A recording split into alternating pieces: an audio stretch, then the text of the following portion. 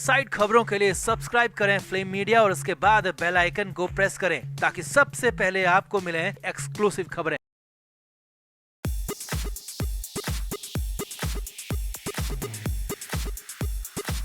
बॉलीवुड में film industry में पिछले 1.5-2 सालों में बहुत कुछ बदला है। पहले कोविड की वजह से काफी कुछ चेंज हुआ, तो फिर सुशांत सिंह राजपूत और उसके बाद आर्यन खान केस के बाद बॉलीवुड में फिल्म इंडस्ट्री में बहुत कुछ बदला है। और अब तो हालात ये हैं कि बॉलीवुड को साल भर में एक आध फिल्म भी अगर सुपरहिट मिल जाए तो बड़ी बात होगी, क्योंकि लोगों ने थिएटर जाकर फिल्में देखना लगभग छोड़ दिया है और वेब सीरीज ने फिल्मों की दिक्कतों को और ज्यादा बढ़ा दिया है। अब ऐसे में मुंबई से बड़ी खबर है, फिल्म इंडस्ट्री में आपस में ही झगड़े शुरू हो चुके हैं। आलिया भट्ट और दीपिका पादुकोण के बीच जबरदस्त राइवलरी हमेशा से ही रही है, मगर इस बार तो दोनों एक दूसरे को नीचा दिखाने के लिए कोई कसर नहीं छोड़ी और सीधे सीधे एक दूसरे के गिरेबान पर हमला कर रही हैं, कीचड़ उछाल रही हैं और बेहद हैरानी भरी इसकी वजह। तो क्या हुआ ऐसा, क्यों हुआ ऐसा मुंबई में, सब कुछ आपको बताते हैं। आप भी इसे लेकर कमेंट जरूर करें, अपनी राय जरूर दें। तो फिल्म इंडस्ट्री में पिछले 1-1.5 साल में हाहाकार मचा हुआ है। एक अच्छी फिल्म मिल जाए तो जिंदगी बच जाए, बस यही चल रहा है। क्योंकि कहां तो पहले एवरेज फिल्में भी ठीक ठाक बिजनेस कर लेती थी, मगर अब तो बड़ी से बड़ी फिल्में भी पिट रही हैं और बड़ी फिल्मों को भी मुंह की खानी पड़ रही है। क्योंकि पहले कोविड ने बॉलीवुड की कमर तोड़ी, तो फिर सुशांत सिंह केस के बाद लोगों का बॉलीवुड से भरोसा ही उठ गया और रही सही कसर ओटीटी प्लेटफॉर्म ने पूरी कर दी, जो घर पर ही लोगों को जबरदस्त कंटेंट दे रहे हैं। तो ऐसे में बड़ी फिल्मों की, अच्छी फिल्मों की चाहत सभी को है, सभी फिल्मकारों को है, कलाकारों को है और इसी वजह से आलिया भट्ट और दीपिका पादुकोण भी भिड़ गई हैं। जी हां, मुंबई से बड़ी खबर आपको बता रहे हैं, इनसाइड न्यूज आपको बता रहे हैं कि एक फिल्म की वजह से आलिया भट्ट, दीपिका पादुकोण आपस में भिड़ गई हैं और एक दूसरे के खिलाफ जमकर बयानबाजी कर रही हैं। दीपिका का कहना है कि हिस्टोरिकल फिल्मों में उनसे बेहतर काम कोई नहीं कर सकता और आलिया का ऐसा लुक ही नहीं है कि वो हिस्टोरिकल फिल्मों में काम कर भी पाए, क्योंकि आलिया में हिस्टोरिक ग्लो दिखता ही नहीं है। मुंबईया फिल्मों के लिए आलिया ठीक है, लेकिन हिस्टोरिक फिल्मों के लिए उसका चयन डिजास्टर साबित हो सकता है। अब इतनी बड़ी बात दीपिका ने कह दी तो आलिया भट्ट ने भी तीखा जवाब दिया। आलिया भट्ट ने कहा कि ये जरूरी नहीं है कि हर हिस्टोरिक फिल्म में एक ही चेहरा बार बार देखा जाए। दर्शक उस चेहरे से बोर हो चुके हैं और हम भी बोर हो गए हैं और एक ही चेहरा बार बार देखकर इससे ज्यादा बिल्कुल भी ठीक नहीं है।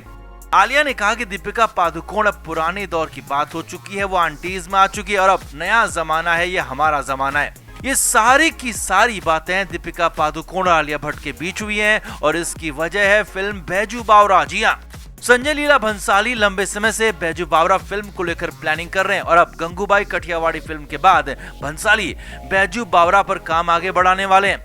अब इस फिल्म के लिए आलिया भट्ट और दीपिका पादुकोण दोनों ही जोर लगा रही हैं। दीपिका हर हाल में इस फिल्म को करना चाहती हैं, तो आलिया भट्ट ने तो मुफ्त में काम करने का ऑफर दे दिया है।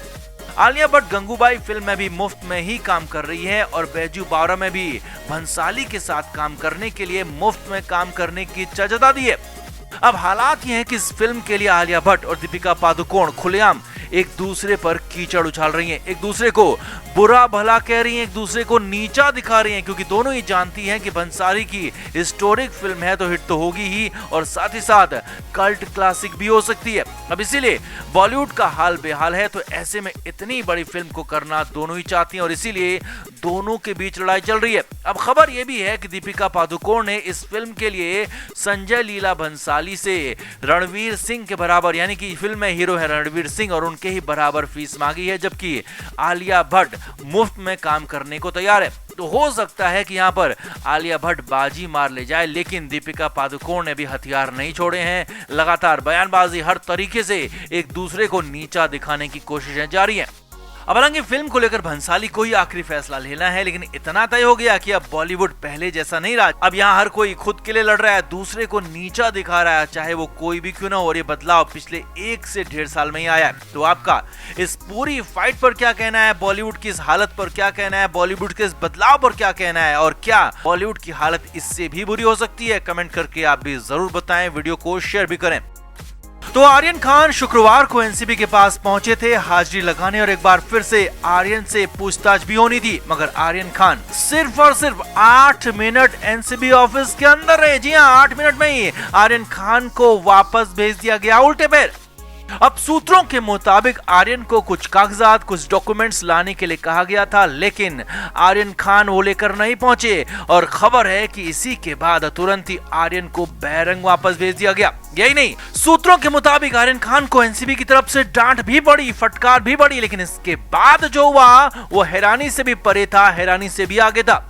आर्यन खान करीब 1:30 बजे यानी कि 1:30 पर एनसीबी के ऑफिस पहुंचे और 1:38 पर आर्यन खान वहां से बाहर निकल गए।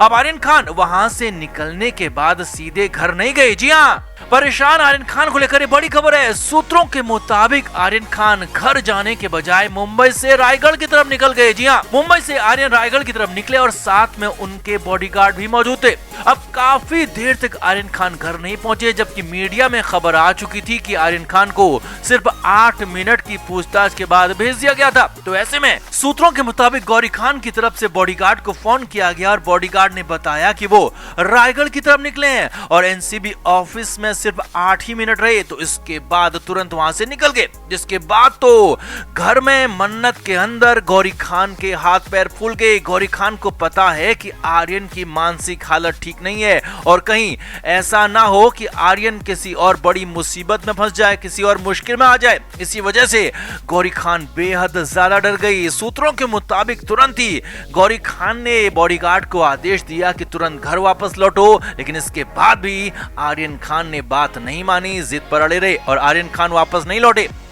करीब 6 घंटे बाद 7:45 बजे के करीब आर्यन खान घर पहुंचे और वो भी बिल्कुल हैरान परेशान हालत में। सूत्रों के मुताबिक तब तक गौरी खान की जान हलक तक पहुंच चुकी थी, क्योंकि एक बार वो अपने बेटे को मुश्किलों में देख चुकी थी और इस बार हालात और भी बुरे थे, क्योंकि आर्यन बिना बताए ही रायगढ़ की तरफ निकल गए। अब सूत्रों के मुताबिक गौरी खान ने घर पहुंचे आर्यन खान को कुछ भी नहीं कहा, एक शब्द नहीं कहा। आर्यन खान घर पहुंचे, चुपचाप अपने रूम में चले गए और फिर गौरी खान का गुस्सा बॉडीगार्ड पर फूटा। सूत्रों के मुताबिक बॉडीगार्ड पर गौरी खान ने भड़ास निकाली और यहां तक कह दिया कि तुम्हें रखा क्यों है जब तुम आर्यन का ध्यान नहीं रख सकते हो। बॉडीगार्ड ने भी बताया कि आर्यन जिद करके जबरदस्ती रायगढ़ की तरफ गाड़ी लेकर गया और वो समझाने के बाद भी नहीं माना और वापस जिद करके ही उसे लाना भी पड़ा। अब आपको बता दें कि मुंबई से रायगढ़ की तरफ निकलने पर वेस्टर्न घाट के जंगल हैं, जहां पर कई जगह ऐसी हैं जहां मुंबई के लोग पहुंचते हैं, सुकून के पल जीते हैं और हो सकता है कि उसी सुकून की तलाश में, उसी एकांत की तलाश में आर्यन खान भी रायगढ़ की तरफ पहुंचे हो। हालांकि 6 घंटे बाद आर्यन खान घर पहुंचा और तब तक घर में सबकी हालत खराब हो चुकी थी। अब गौरी खान ने हर हालत में आर्यन खान को ऐसे नहीं छोड़ने की हिदायत अपने पूरे स्टाफ को दे दी है और हो सकता है कि अगली हाजिरी में, अगली पूछताछ में खुद गौरी खान भी आर्यन के साथ एनसीबी दफ्तर पहुंचे, क्योंकि गौरी किसी भी कंडीशन में अब हालात को और बुरे नहीं होने देना चाहती है, किसी भी हालत में आर्यन के साथ और बुरा नहीं चाहती है। तो क्या वाकई में आर्यन खान की मानसिक हालत ठीक नहीं है या फिर आर्यन के साथ कुछ और दिक्कत है? आप भी इसे पूरे घटनाक्रम को लेकर कमेंट जरूर करें, वीडियो को शेयर भी करें। Flame media report.